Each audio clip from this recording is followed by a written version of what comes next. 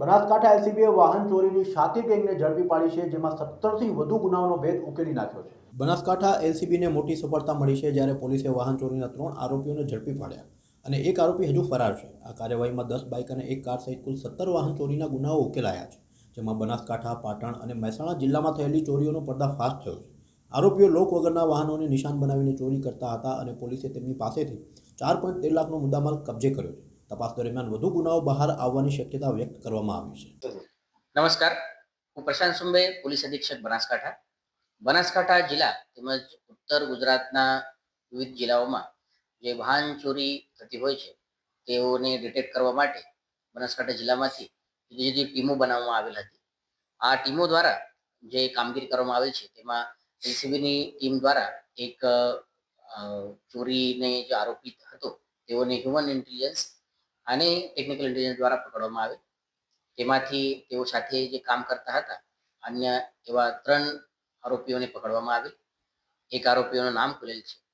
આ જે કામગીરી છે આ કામગીરીના માધ્યમથી 17 જેવી વાહન ચોરી ડિટેક્ટ કરવામાં આવેલ છે. 10 બાઇક અને એક બોલેરો ગાડી રિકવર કરવામાં આવેલ છે, જેનું કુલ મુદ્દામાલની રકમ 4,13,000 જેટલી છે.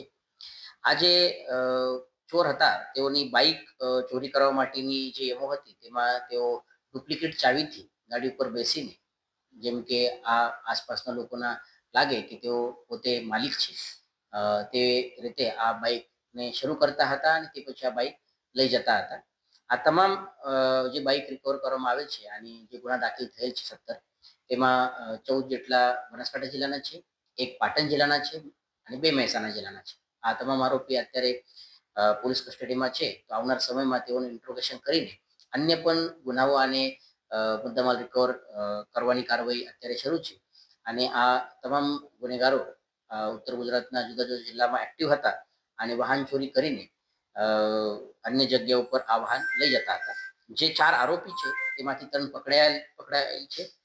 જે પકડાયેલ છે તેમાંથી 2 આરોપી બનાસકાંઠા જિલ્લાના છે અને એક આરોપી રાજસ્થાનના છે. એક રાજસ્થાનના હજુ આરોપી પકડવાનું બાકી છે, તે આવનાર સમયમાં પકડવામાં આવશે.